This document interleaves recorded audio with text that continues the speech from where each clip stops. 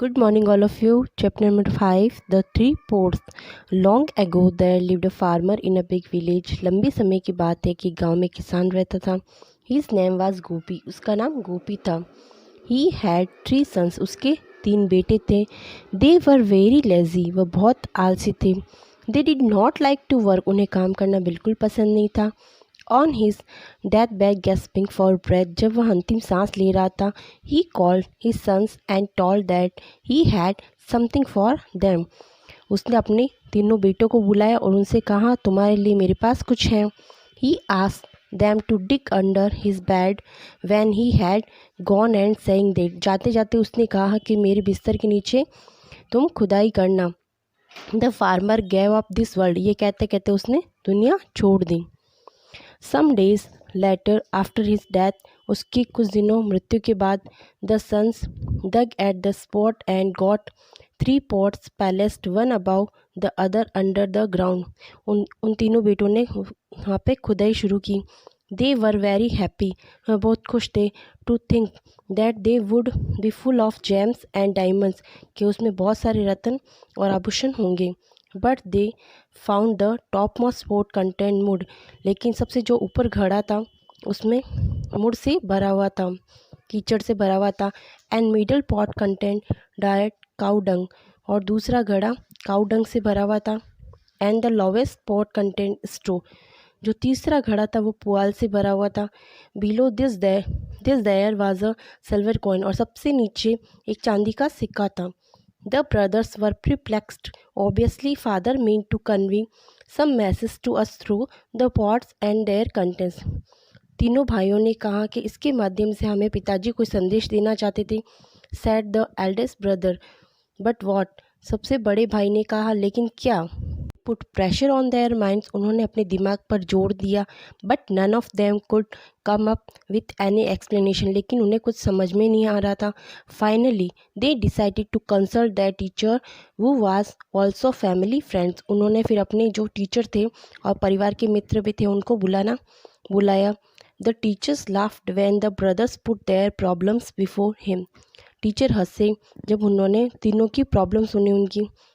Your father loved puzzles. जो तुम्हारे पिताजी थे उन्हें पहेलियाँ बहुत पसंद थी. Sad the teacher. टीचर ने कहा.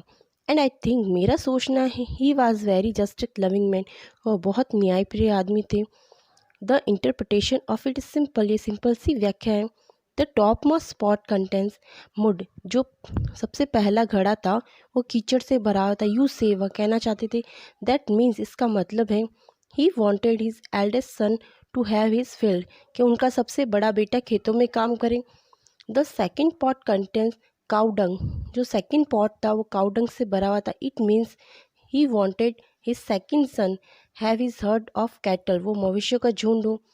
The last pot contains straw. Now straw is golden colour. जो थर्ड पॉट्स था वो पुआल से भरा हुआ था. वो सुनहरा कलर का होता है.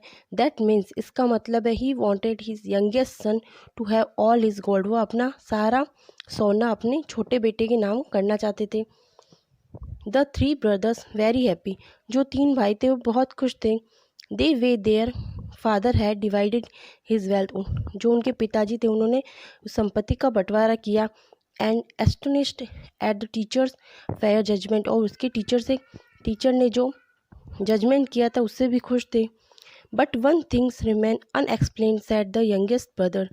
लेकिन जो सबसे छोटा वाला भाई था उसने कहा. The silver coin at the bottom of the pot. सबसे नीचे एक चांदी का सिक्का भी था. Your father knew you would come to consult me. तुम्हारे पिताजी जानते थे कि तुम मेरे पास आओगे. स्माइल्ड. हंसे. The teachers the coin is my fees. कि वो जो चांदी का सिक्का है वो मेरी फीस है. Number 8. Tick the correct answer. First. The farmer lived in a big village town city. Village पे टिक करना आपको. Second. Gopi had 3 daughters sons teachers. Sons पे टिक करना आपको. Third. The top most pot contained straw cow dung mud. Mud पे tick करना आपको. 4. Your father loved story puzzles laughing. Puzzles पे टिक करना आपको.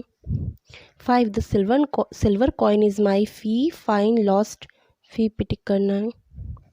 Question number B, fill in the blanks with the words given below. First, he asked them to dig under his bed. Bed लिखना आपको यहाँ पे. Second, below this there was a silver dash coin लिखना आपको यहाँ पे. Third, they put pressure on their dash minds लिखना आपको यहाँ पे. Four, I think he was very dash loving man. Just tick लिखना आपको यहाँ पे. Question number C, tick the true and wrong the false statement. First, the landlords had four sons. Wrong. Second, the teachers dug the ground. Wrong. The topmost pot contained straw. Wrong. The youngest son took the silver coin. Wrong.